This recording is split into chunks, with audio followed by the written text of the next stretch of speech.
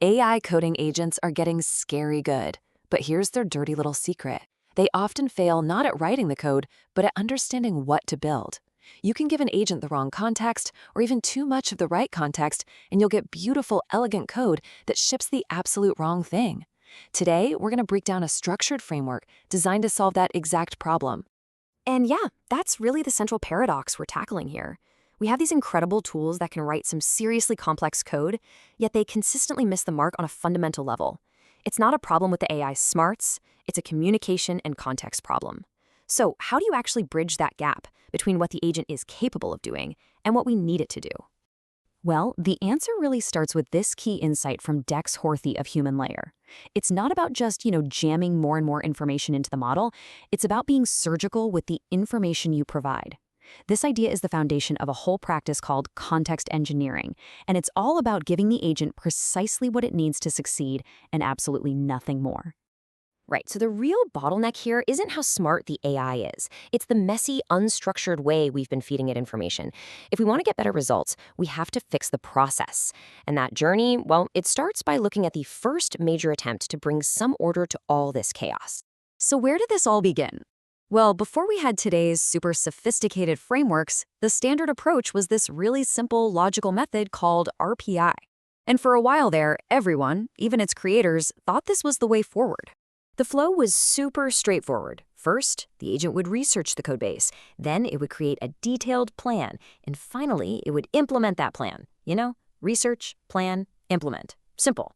On paper, it makes total sense, and for experts doing small tasks, it actually worked pretty well. But yeah, as soon as projects got more complex and more developers started using it, the whole thing just broke. It couldn't scale. What seemed so logical in theory started showing some really deep flaws when put into practice.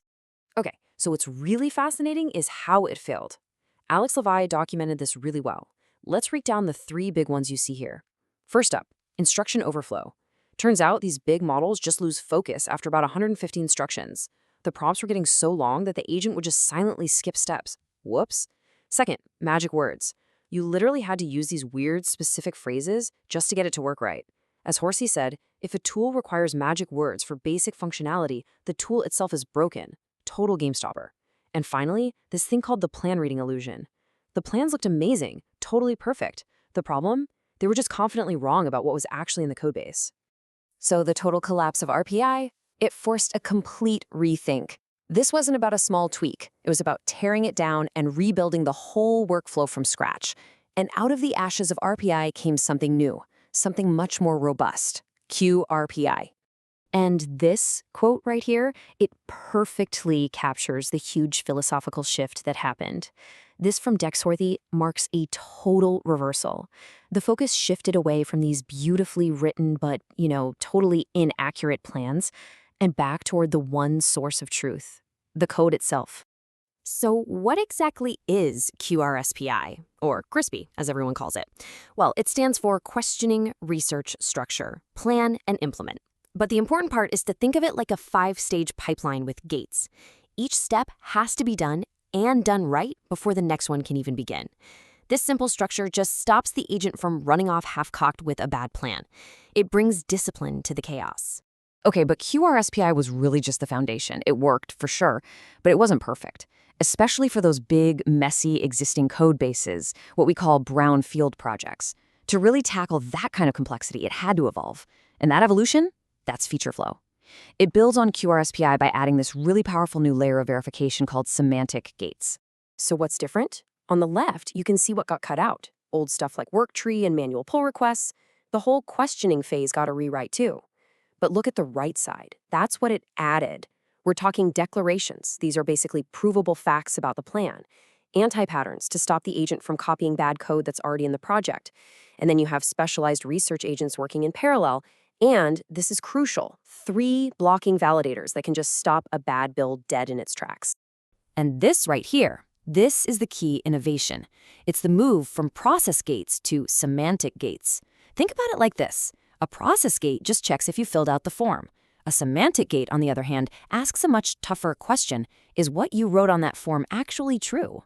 That's the core of FeatureFlow. It's the difference between checking a box and checking the facts. Okay, so let's put this all into perspective. How does this superstructured semantic approach actually stack up against the other ways people work with AI agents? Yeah, this table really tells the whole story. Just look at the columns. A default loop, or something like cursor, they have almost no checks.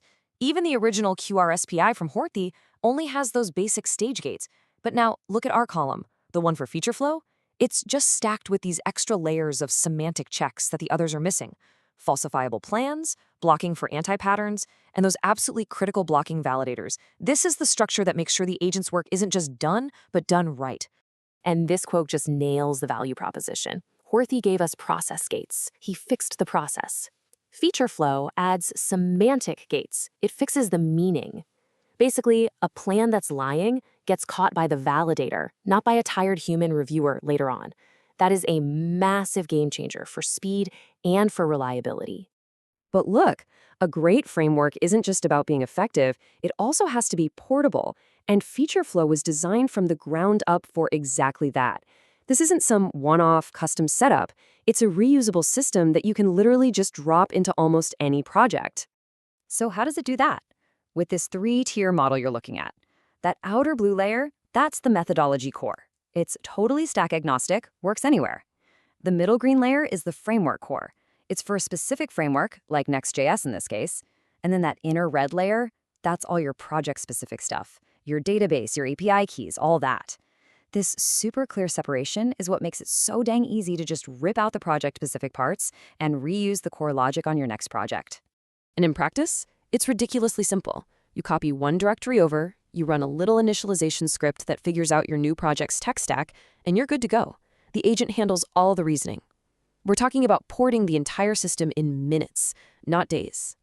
So if there's just one thing you take away from all of this, let it be this quote right here.